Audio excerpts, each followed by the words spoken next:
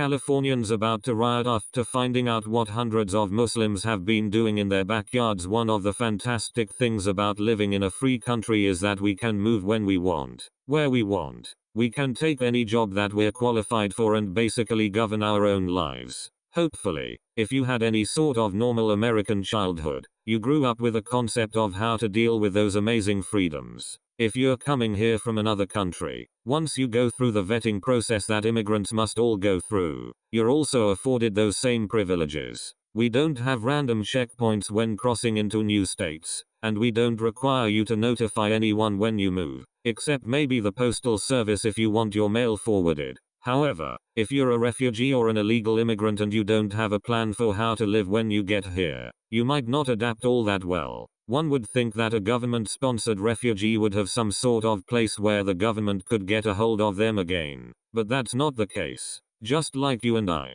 these refugees have the freedoms to move around as they wish. And when they move, they sometimes take their nasty habits with them. Especially those from uncivilized countries with very different standards than ourselves. That was the case in Fresno, CA, where the city is having to deal with Muslims who have some nasty habits. Via creeping Sharia. Fresno, Calif. The police responded to a call about a loud party on East San Ramon Avenue. But it wasn't just any party. A sheep was reportedly being slaughtered in a backyard. Muslim refugees were unaware that slaughtering sheep is not allowed in the city, the police wrote afterward in their report, which also stated that those involved were advised to clean up the blood and mess and warned that in the future they could be cited. The animal, actually a goat, was killed by a Syrian refugee who later skinned, roasted and shared it with his Syrian neighbors in the apartment complex where they all live. Refugees are typically placed in towns and cities such as Buffalo, NY, Boise, Idaho,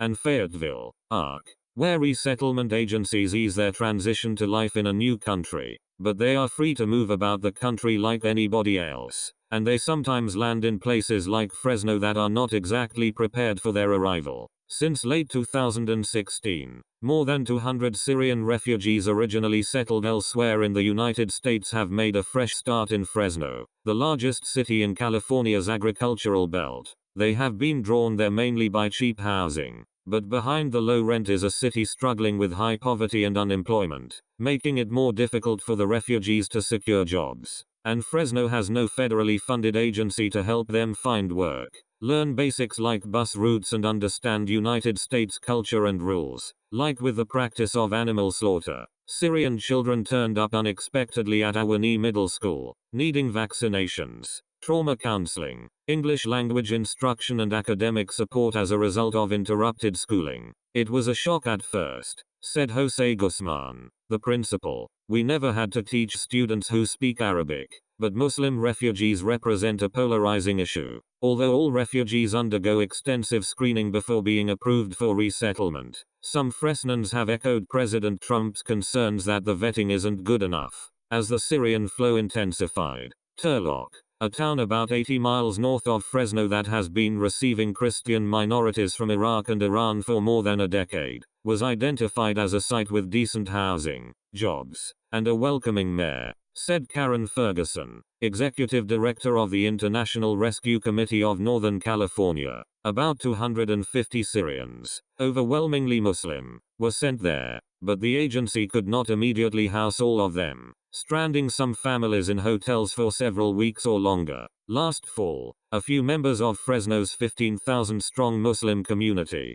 Pakistanis, Yemenis, Iranians, and Palestinians, among others, offered to help. Soon, they were welcoming 4 Syrian families to apartments that they had found for them. Word traveled fast to Turlock and elsewhere that rent in Fresno was a relative bargain, about $450 a month for a 2-bedroom unit in some places, and that there were people ready to supply furniture, food, clothing and more. In a blue-collar neighborhood once dubbed Sin City, more than a dozen Syrian families with up to 9 members apiece are crammed into 2-bedroom units in 2 apartment blocks on East San Ramon Avenue, where the goat roast occurred in February. There have been no reports of anti-Muslim violence or vandalism, And Syrians keep arriving. The disturbing flow of refugees and undocumented illegals who are given all the rights that every legal citizen has is a recipe for disaster. This uninhibited flow has no choice but to corrode the culture that we currently enjoy because of the unnatural non-integration that they insist on sticking to. A person who seeks refugee status should be in a position where they are ready to adopt at least the basic tenets of a new culture. Let's face it, if their culture was so great, they could have stayed there, even if the culture that they came from had no problems whatsoever, and it just fell on hard times. Obeying our laws and learning our ways is the price you pay for our protection. If that seems harsh to you, you should see what these folks are fleeing. That is harsh. And for the record, Muslims have to slaughter the animals to keep in fighting shape since they are required to slaughter infidels. That's you and I, in just the same way, don't want to let that skill get rusty while they wait for their day to take over the US.